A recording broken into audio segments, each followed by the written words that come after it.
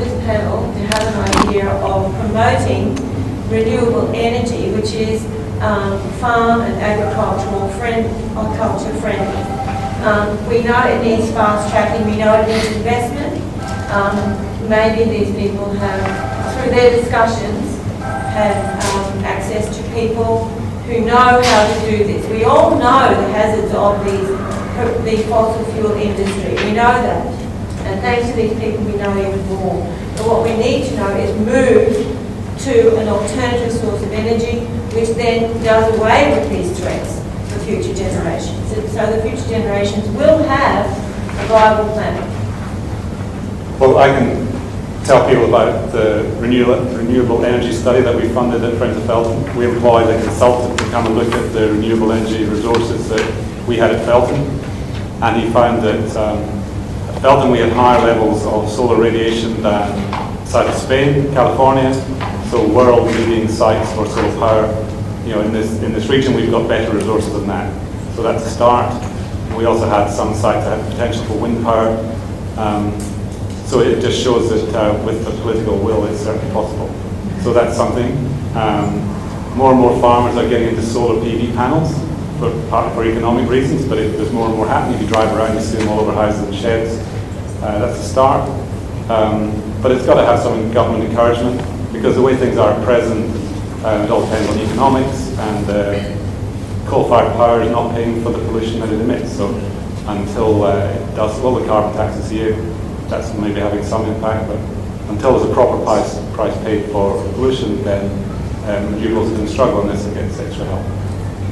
One parallel I like to think of is what our economies did in the Second World War, when in a very short space of time, the United States in particular, but also Australia, quite dramatically retooled their economies when we had to, because we're obviously fighting a war. And I think climate change needs to be brought up in the same way.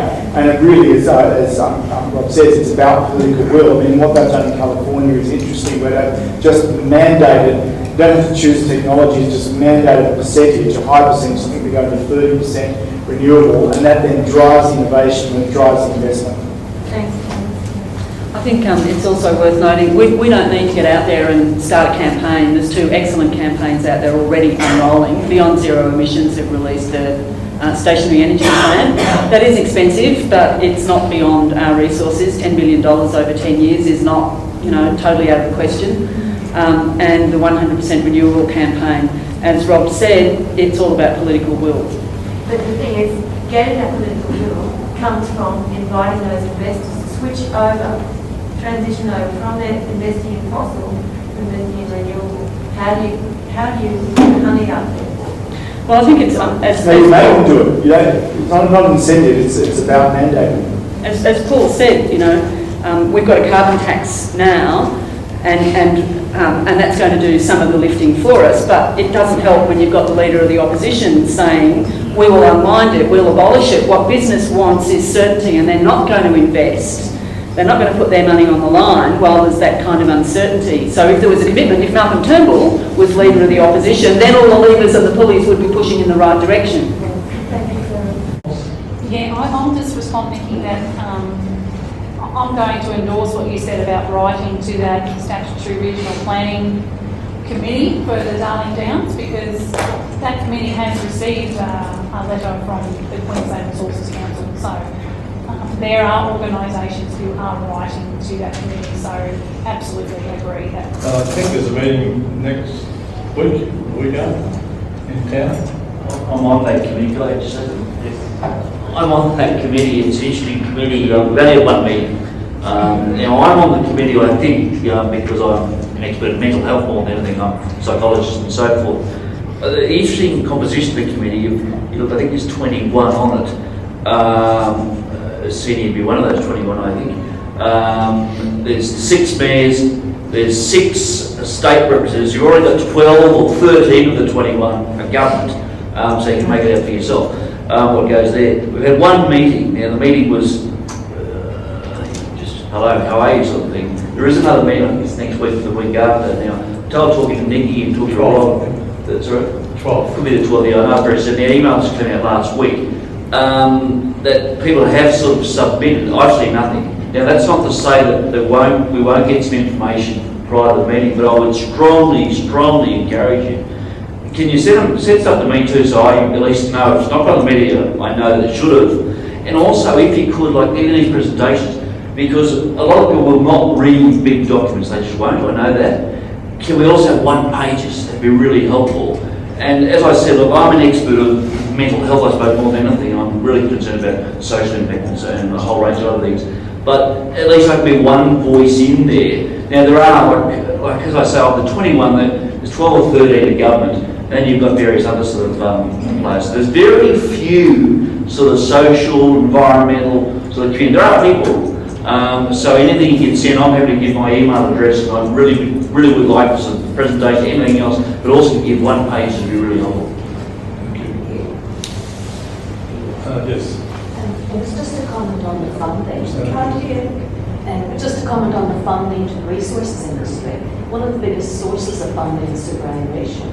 So if we wanted to change things, what we need to do is to put pressure on our own superannuation, because we're paying for the gasoline, we're paying for the mines.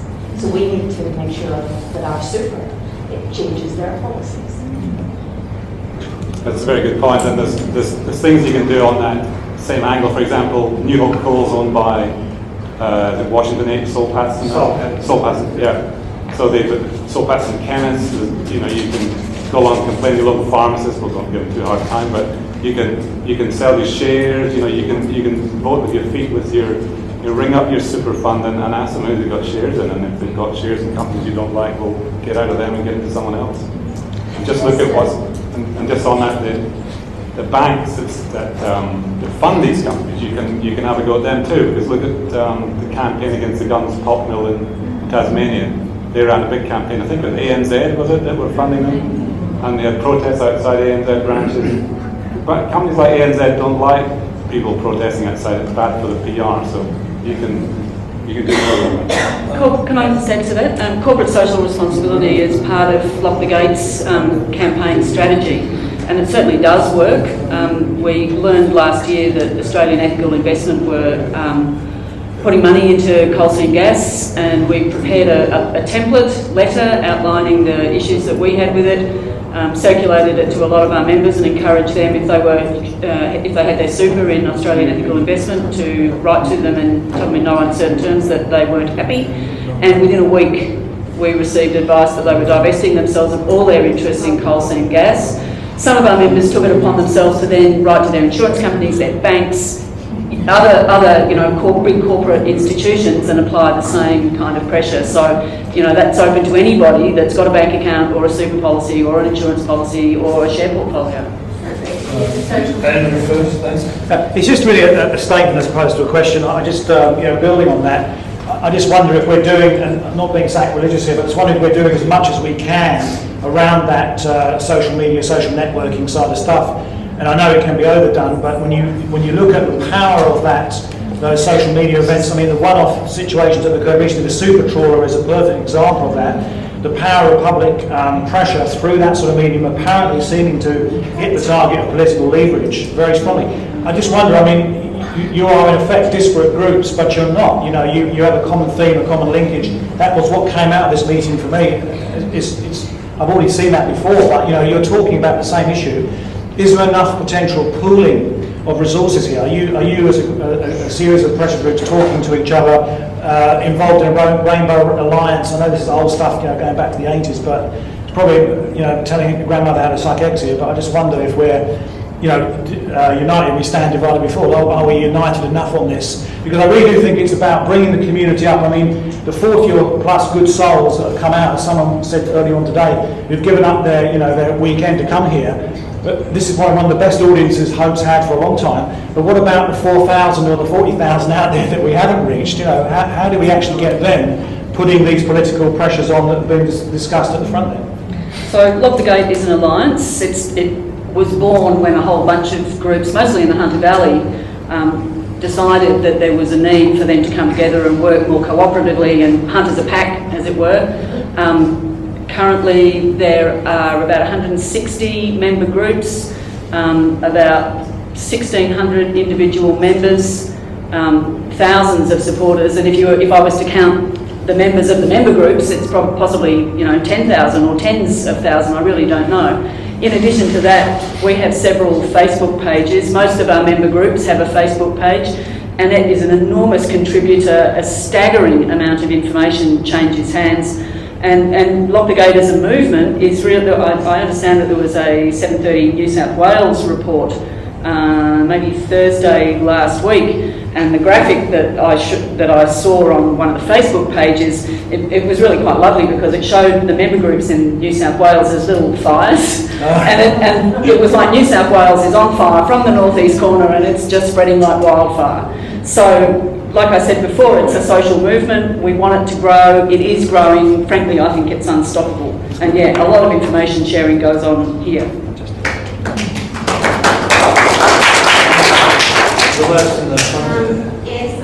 I'm part of Stop CSG, and it's a Blair with Lock the Gate.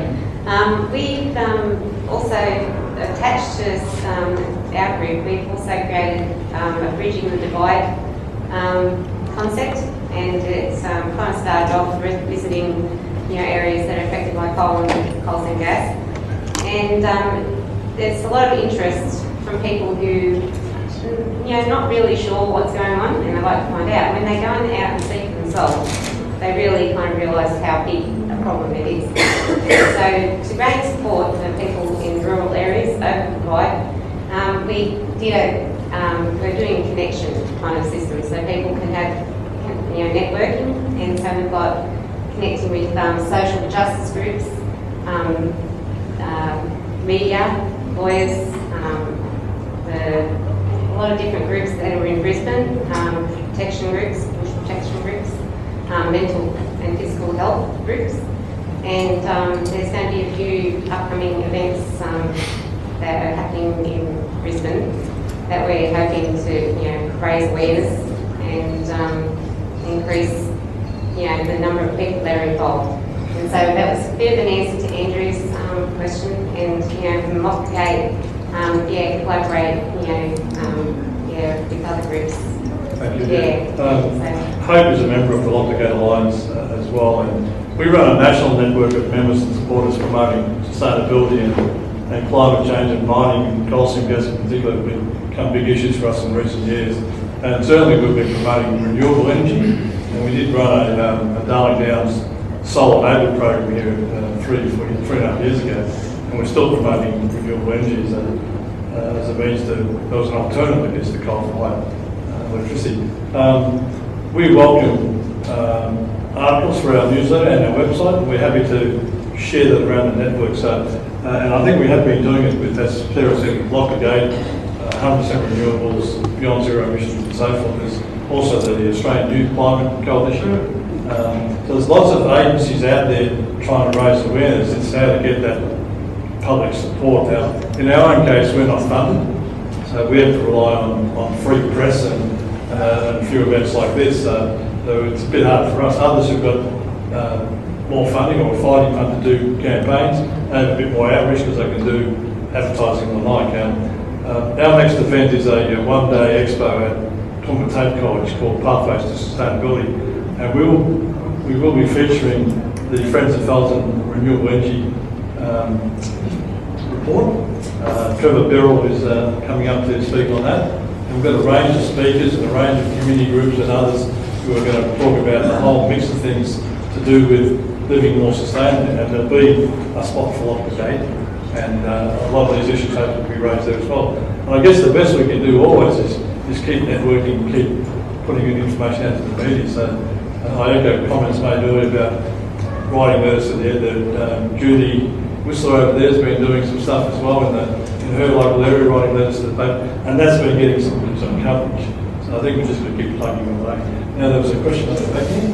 Yeah, just going back to the lady here who asked for people to start to read my letters and things. I think there was someone else, and I was thinking maybe you could use some help as well. Where can I find, I'm happy to write letters, but where can I find information about what should be written about, what should be read? Well, I guess in the first instance, if you put your details on our registration form there, we'll send you some link information on the various groups in our area who need help.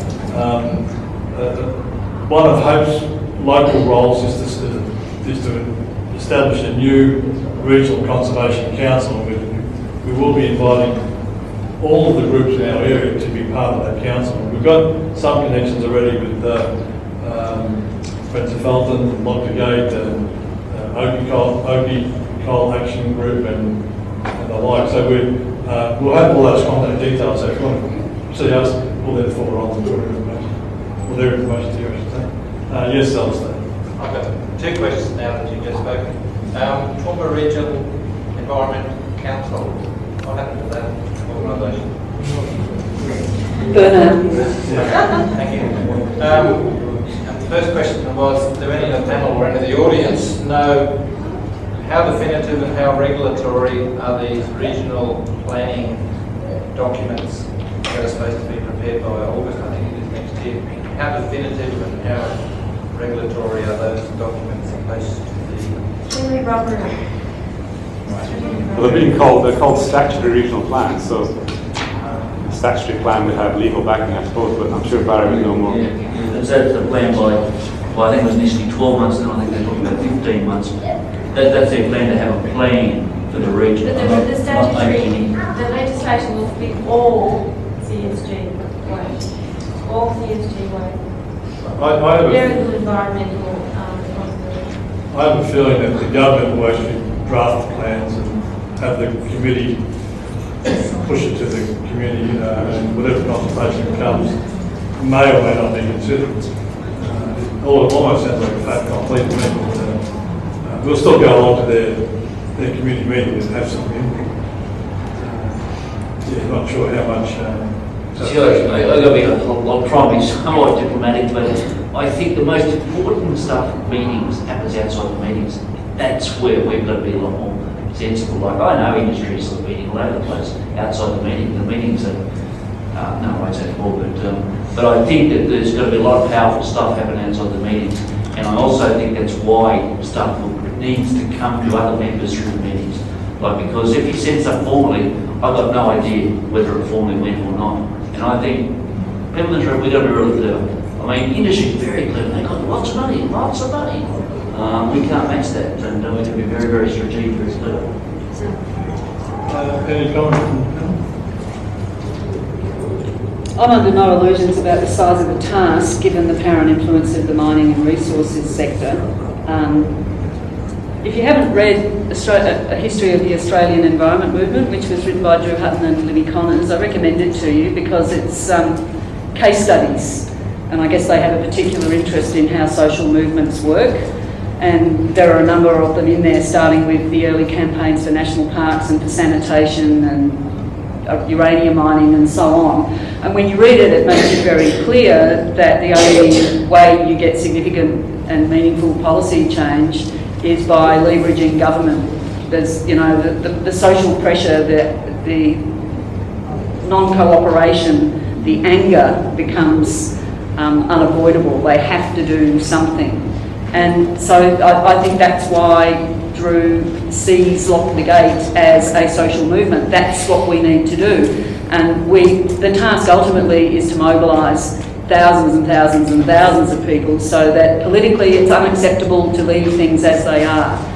And when there's that critical mass and that voice and that noise and that presence constantly, governments will have to amend legislation so that Rob can't clear trees and neither can those bastards. Sure, they can. Beg your pardon? Sure they do. I've got... No, that's the goal. That's what I'm saying. You know, the legislation is about getting equity in legislation. That these things are so important. No ifs, no buts, no maybes. They're protected. Well, I've How got is the message getting out? gas I'll be commissioners and affected. and freaking trees all over the place on video. The metropolitan No one says that? voter is so powerful, but you've got to awaken them from their complacency. Well, here's an example. There's a Facebook page called Stop Brisbane Coal Trains. Have you come across that one? No. It's a new Facebook page. It's been set up by John Gordon, musician from Alra. And John Gordon goes along to commuter railway stations with his guitar and he plays a few songs about climate change. And the whole idea is to raise awareness about climate change. And in a very short space of time, it's got a lot of attention, a lot of media interest. He's been on ABC Radio, Courier Mail. It took time. So he's forced, the campaign has already forced the new state transport minister to commission a dust monitoring program along the rail lines in Brisbane to look for coal. Well, you know, those coal trains come through Toowoomba as well, so what's to stop people in Toowoomba getting on this same Facebook page and get a study done along the Toowoomba rail line, and that's how campaigns start. So have a look at that. Stop Brisbane coal trains if you're on Facebook. Judy Wilson? Judy? It is another Judy. This, it occurs to me that there's actually a stage 3 to this mining business. And that is, how are they going to move this unimaginable amount of material? It is absolutely gigantic. Perhaps we could involve other people by saying, okay, is the transport lane coming through your place? How much of this nonsense are you going to have to put up with? There'll have to be a whole new network just to shift the stuff. Well, that's all planned. It's all, you can see maps of new coal ports up the Great Barrier Reef. Well, it's not hard to find out. Well, the road there is your plan, it's for the mining company. They go fill it all the time. Any other questions? Phil? Just a comment. I saw the Greenpeace campaign site the other day that there was a beautiful, fairly succinct video on coal, and it's a really good propaganda piece, but it looks at it from, you know, where you dig it up to what happens when you sail it through the reef, all the impact. It's quite a Yeah, I'll put that link in our newsletter already. Judy? I've just got a short comment, and that's if you've used the internet to join GetUp. If you've heard of GetUp, they have, I don't know, 300,000 or 400,000 members. And just the other day, they set up a new web page, really easy to access, and it is Start Your Own Petition. And so anyone in Australia, you want to do one for Oki, then you just access the page, fill in your details, and that will go to those hundreds of thousands of people. Already the first one came up, it's about some woman whose son, aged 30, was killed at a railway crossing in Sydney, which they had been trying to get altered for 15 years, and nothing's happened, and now she's got it up as a national petition. It took 2 days. So we have that access network, which won't access everyone, but it's very simple. and just all of us could do our small local ones, and they can become big and targeted politicians.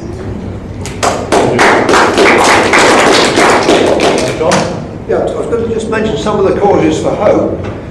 You may be aware that the Queensland Gas Council has been replaced by the Gasfields Commission, which only happens to have 7 members, and it's based at Tor Street here in Toowoomba. And I was at the CCMA annual general meeting a short time ago, and John Cotter appeared to be very open to suggestions, and he's becoming more and more aware, as a farmer who's now involved in this, of the problems created with coal mining and with coal seam gas. If you're interested, the members of the committee are Shane Charles, who I believe is from Toowoomba. I don't know about the integrity of these people. Professor Stephen Rain. Now, interestingly, they decided they need to have a serious hydrogeology centre at the USQ. So they're going to make an effort, at least, to try and look at geology, to try and look at some of the impacts. So that's a helpful initiative, I believe. Mayor Ray Brown happens to be on the committee. Ian Halior, who was the Base and Sustainability Alliance, is on that committee. Don Stiller from Mondovan, they said he has 11 companies interested in his property, and there's a Rick Wilkinson representing the CSG industry. But at the same time, now that body's been established, it's only been going for 3 months. I still think it's well worthwhile trying to knock on John Cotter's door and make him aware of our points of view, which I'm certainly doing.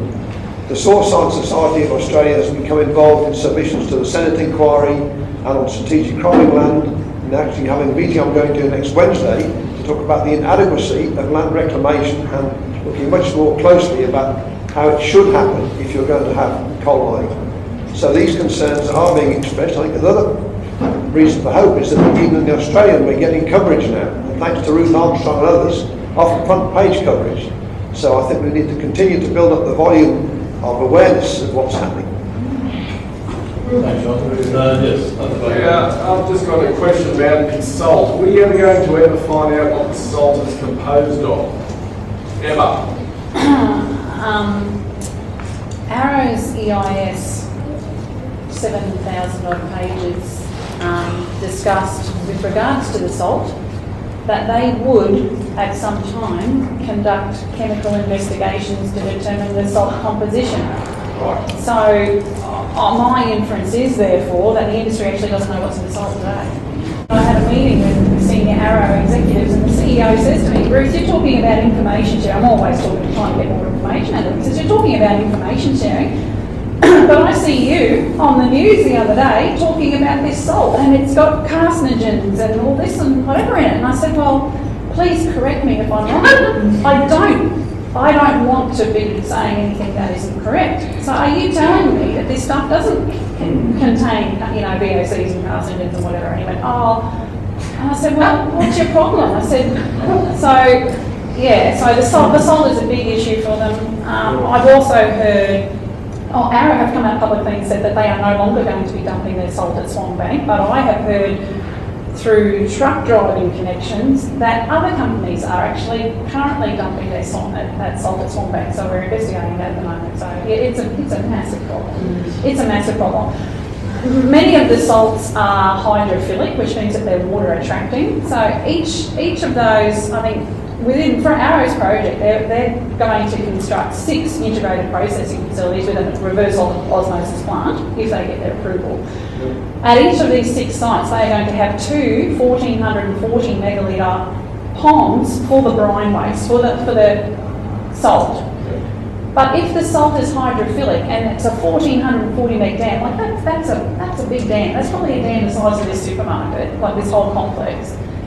It won't ever dry out because it's going to be open to the atmosphere and it'll get rained on or whatever, and it'll never dry out. So my personal opinion, and I don't have any evidence to substantiate it, is that what we're going to actually be left with is a series of massive storage dams with concentrated brine across the Darling Downs of Maranoa, and they are going to sit there indefinitely, and they will be leaching. I speak to experts on CSG and water reuse and all that sort of stuff in the States, and the quote is there's only 2 sorts of dams, and that's an empty dam and a leaking dam. And that's true from a farmer's perspective that has dams, that's true. Your dam is either empty or it's got a leak in it, and there's nothing different about these great big monstrosities that they're going to put out there. An added thing to those dams is that they evaporate. And the evaporated air is toxic as well and travels up to 300 kilometres. On the issue of air,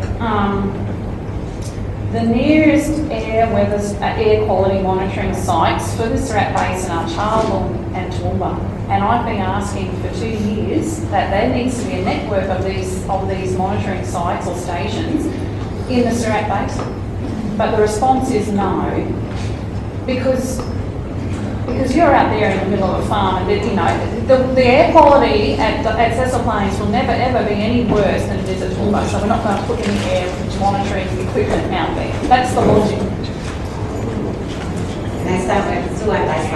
You ask anyone high end in these companies if they're prepared to go and live in a gas field and see what they say about that. See what their answer. The CEO of Arrow Energy lives in New Zealand. With respect to the water testing, one of the difficulties that I now have, I'm involved with the Continental Blood Water Committee's sampling programme that's been going on since 1993, and then more recently I've got Building Rural Communities Fund, a federal fund, to look at the baseline levels of metals, hydrocarbons and so on. There's only $15,000 for that, but the difficulty now is that some of the best scientists have been bought off by the mining companies. So the government departments have very few people with scientific expertise, and now they're also reducing the scientific staff at the Queensland Health Forensic and Scientific Laboratories. Now that happens to be one of the best laboratories in the state, the best independent one too, and it just staggers me that this government is prepared to remove some of the key scientific people, and what's more, they're closing the library, the DPI library in Brisbane, as well as the Durnlow library, which I think is also in Brisbane. So the sad thing for me is that we're losing the scientific expertise, and some of the best people in our department have been bought off by the mining companies, and the consultants, of course, the best ones are also going to the mining companies. So there's a difficulty of A, finding the scientists, and then B, finding where you could even find an independent testing lab. But we are trying. David. Just in relation to that comment there, was the lady there, I think, someone made a second ago in right about the minerals or pollution from the evaporation going there can go for a couple of 100 kilometres. I would like to suggest that it's a hell of a lot more than that, because there was a study done over in the States years ago, and they were recording chemicals in the rainwater coming from in New York, falling in New York. And when they tracked it, which they did, they found that it had been put on farmland 400 and 500 miles away. So if it can pick that up there in the storm, suck it up and take it there, you mean to tell me that it's only going to go 200 or 300 kilometres here? It's a lot more than that. I'd like to get some closing remarks from each of the speakers. If we just wrap up points, starting the group. First in line. A couple of things. The issue of coal seam gas at Cecil Plains is basically crucial for the way that this industry is going to play in the entirety of Australia. New South Wales are looking very carefully at what's happening in Queensland, the government is saying that they're not going to repeat the same mistakes, but I think that they are. It's our opinion, and it's the wider opinion of people involved in this issue, that if we can't have a win at Cecil Plains, then the whole country is over the slather. And on another note, with regard to the mental health aspect, I've been saying that we are going to have a substantial mental health problem in rural Queensland in coming years. It's already started, and it's even started with me, like, you know, I'm nowhere near as I should be. Because the sense of violation that landholders feel about being powerless to prevent an invasion onto their personal space, and knowing that that you are powerless to prevent it in a sense. Like that's the sentiment. That's why people are signing, because they don't believe they have an option, is creating such mental anguish in rural people that we are going to see extreme mental health issues in the coming decades. Suicide is a real issue, and they don't talk about it. But not just suicide, but just you know everything that leads up to it too. You know, from my personal perspective, if we lose our fight and there is a gas field at Cecil Plains in years to come, not only does it affect, there's not one aspect of my life that it will not affect, and there's not one aspect that it doesn't already affect. Like, this affects my business, my finances, it affects my personal relationships, it affects my kids. I've got primary school aged kids. You know, Arrow saying they're going to be gone 2045. Well, I'll be retirement age, but my kids will be middle aged. So not only will they be dealing it until then, but then they'll be dealing with the fallout of it for the rest of their lives as well. So, and it affects my community at large. So every single part of my life is touched by this. And it's it's going under the radar, and I really would like to talk to you further about it. Thanks, Bruce. Yeah, my attitude when we were fighting Amber Energy, and if they ever try to come back, we'll fight them like hell again, was just everyone just had to do their best, and I just felt, well, I just got to do the best I can. And I always slept well at night because I knew that I'd done what I could. So I think if you make the effort to write a letter to the newspaper, or you join a Facebook group, or you come to a protest at Cecil Plains. Yeah, you're doing something, you feel like you're doing something, you've done your bit, and try and encourage other people to help, then you'll sleep okay, and you'll help get the movement growing. That's my attitude. Yeah, it pretty much affects every aspect of my life, and has done for a while. The industry has, make no mistake, they will say anything. Complete rubbish. They were caught out, CSG industry were caught out quite recently, lying blatantly, putting out media saying coal seam gas has been proven safe. Gasfield's commissioner, no less. CSIRO were very quick to move and say, we didn't say that. There is no proof. So question everything that they tell you. Don't believe everything the government says, because they're not our friends, they are not governing in our interests, and they haven't for a very long time. And speak up, speak out, and speak often.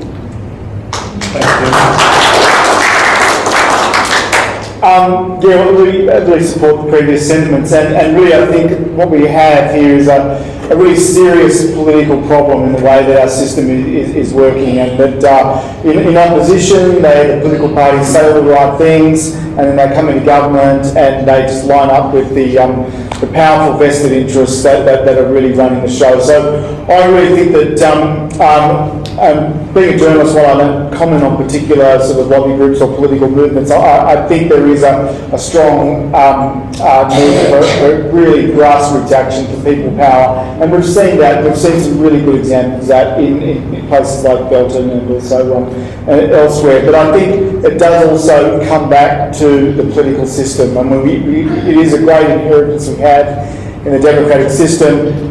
We can change it. You know, we can actually change it at the ballot box. And I think the more that we make these issues the most important, rather than allowing the politicians to hijack the agenda and to pander to our sort of soft underbelly and with the sort of the handouts and all the sort of things that go on in political campaigns, to make these vitally important issues right up there so that this becomes what decides elections.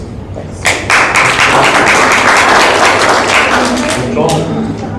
Basically, I'm encouraged by the united action of so many different groups. I think we all need to be aware of what we're doing and see how we can support each other. But also, from my personal point of view, I'm a little bit like Rob McCreath. From the scientific point of view, I'm trying to speak personally to politicians wherever I can, because I still think they're human beings. I think they do respond. And also to find out as much as I can about what's going on. Also to work with Condamine Water Committee, Condamine Catchment Management Association. And the more of these groups we can work with, I believe, the more clout we will have. And so from a scientific point of view, the Soil Science Society a few years ago had nothing to do with anything that might be political. Now we find they're becoming directly concerned with mine rehabilitation. They're becoming directly concerned with this hydrogeology centre at the USQ. Neil Menzies, who was the president of the Congress, or deputy president of the Congress, he's very involved in the university in Brisbane. And through some of these people, we can also begin to try and get some message across, I think, to the city people. Dr. Peter Dart at the University of Queensland has been holding forums, and he'll be holding more, and I'll be seeing him, and they're public forums. We had a public forum in Brisbane in 2010, and much to our amazement, the lecture theatre was absolutely packed and had excellent publicity. So there is this big question of how do we get our message across as well to the people in the city. And I think if we can all see how we can best contribute, sleep well at night and do all we possibly can, then we will win. I just wanted to personally thank all the guest speakers for coming free of charge. It's always a bonus for us, and especially Paul Cleary for coming at short notice. So can you put your hands together?